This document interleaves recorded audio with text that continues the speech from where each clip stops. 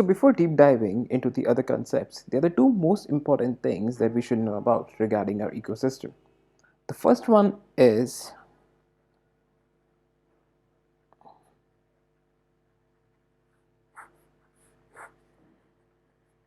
the principles of ecosystem.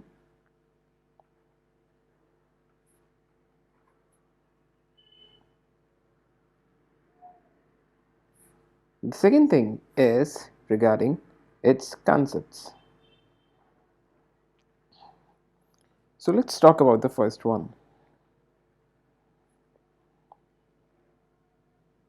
Principles of ecosystem.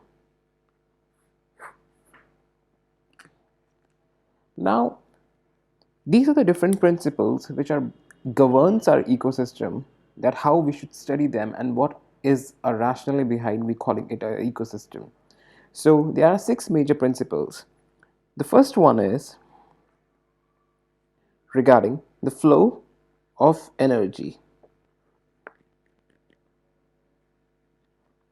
which says that the flow of energy within an ecosystem has always been in a single direction. So I would say the flow of energy within an ecosystem shall always be in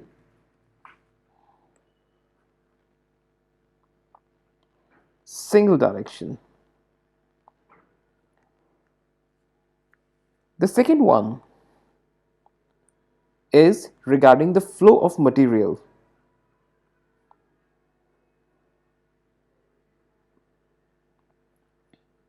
That is, within an ecosystem, the flow of material shall always be in a cyclic path. Now, we'll discuss each and every one of them in details in the upcoming sessions, but for now, you can just remember the cyclic path, and you can give it an example here of a biogeochemical cycle. And for the single direction, the food chain is there, so we'll jump it on also in the next session. The third principle says regarding the flow of energy. The flow of energy in an ecosystem follows the law of thermodynamics. Law of dynamics, which clearly says that the energy can neither be created nor it can be destroyed. The fourth principle talks about an open system. The flow of, or you can simply write like as an ecosystem is basically nothing but an open system. Open system, why do we call it as open system? Because there are no boundaries.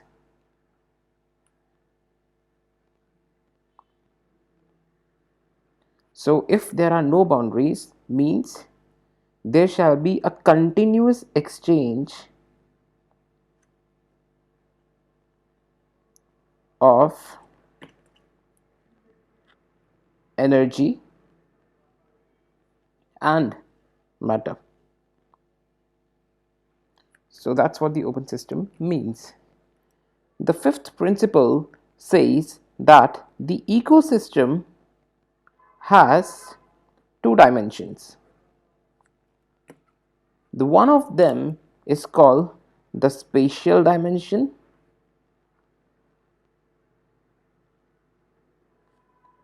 the second is called the temporal dimension.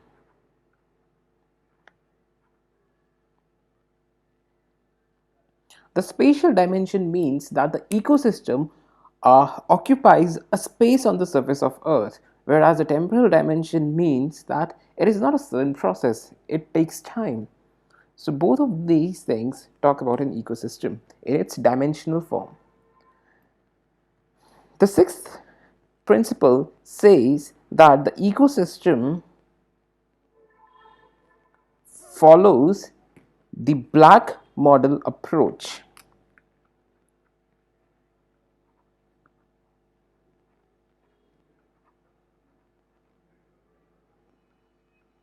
Now, the details of the black model will not be discussed in this lecture because it is outside the scope of the UPSC, and we will not touch anything which is outside the UPSC.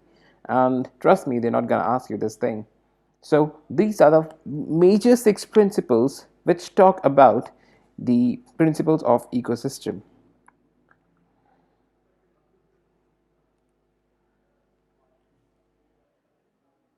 Ecosystem.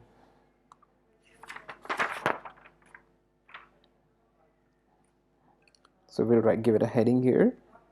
Ecosystem.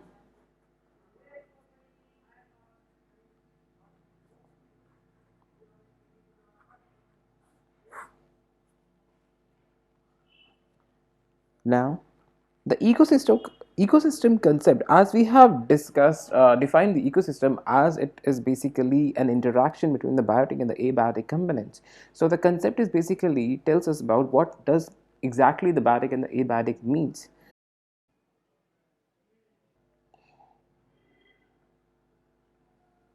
So we will make one graph of this, an ecosystem with its 2 components,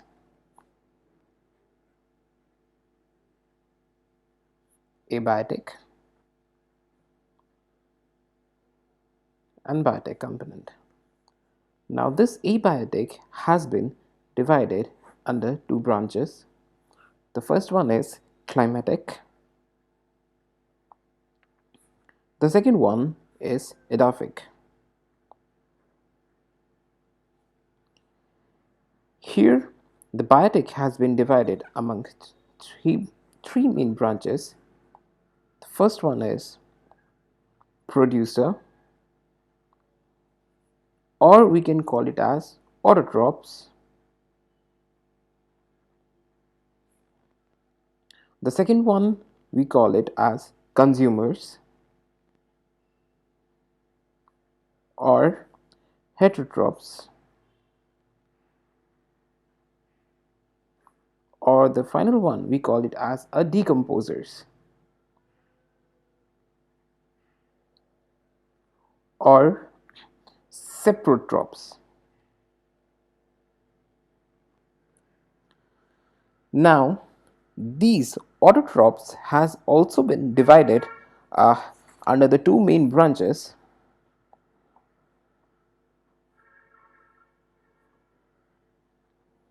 Basically, autotrophs are those which are self-feeder. So we'll discuss it about them. So the self-feeder means that which feed itself. So they can feed themselves with the help of, the one of them are photo autotrophs, which basically have the power of photosynthesis, and the other one can be of chemo autotrophs. These are also called as extremophiles.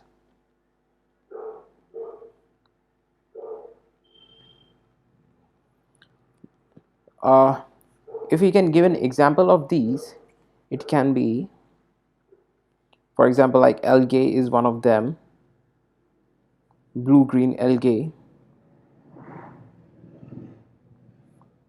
Similarly, some of them are cyanobacteria, or plants, n number of them. Similarly, the extremophiles, some of them, uh, these can be the primitive bacteria.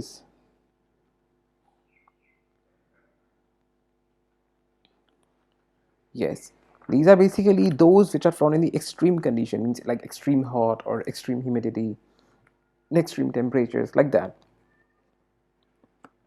The heterotrophs have been divided among 4 branches, what we call as the first one, primary consumers. We also call them as herbivores. Similarly, the second is secondary consumers, or we also call them primary carnivore.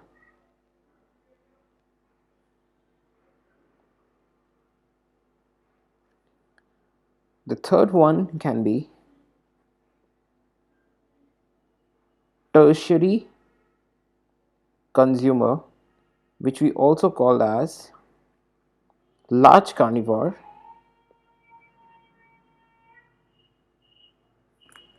And the fourth one, last one, is basically quaternary consumer, or we also call them as omnivore. So we can say that the living organism cannot live isolated from the non-living, because the latter provides the material and the energy for the former. And this interaction itself is called the ecosystem, and which creates a foundation of the biosphere. So that's what the biosphere means itself. So if someone says that what is a biosphere, we would say that whatever we have studied till now, which includes an environment, first a surface of earth plus atmosphere, together one of them, which creates a space for living, means where the life exists. This is called the biosphere. I hope I made myself very much clear. For example, you can have like uh, the lake or the pond, grasslands. These are all examples for the ecosystem, which is basically a subset of the biosphere. So we can say that it is a foundation of the energy flow, and the recycling of the carbon and the nitrogen which occur in them results in a complete set of an ecosystem. Now, there are one more thing that need to be known regarding this thing, which we call food chains. So there are primarily two types of the food chains here.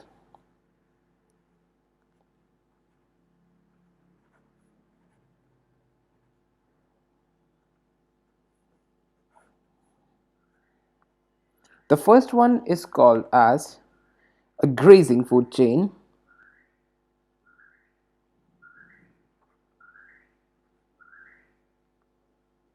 And the second one, what we call it as a detritus food chain.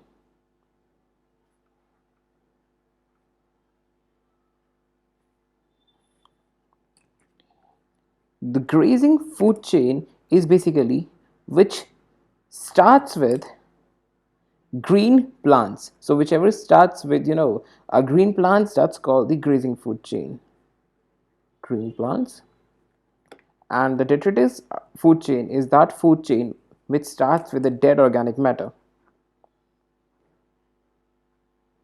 Dead organic matter. So do mention the name here, that which starts with, right? Let me choose a different pen. Which starts with. So I'm using a different color pens for the different words because I want you to lay importance on those words. Because when you're writing the mains exam, the examiner is expecting certain words. For example, like instead of the dead organic matter, if you write the detritus food chain, now this will give you more points in the marks also. So yes, I'm highlighting those words. These are the key words. Apart from that, if you have any other suggestion regarding these things, uh, please, most welcome for all these things. You can comment it out at how to perform, how we can make this conversation much better. So I'm always open to that discussion. So let's move to the next chapter.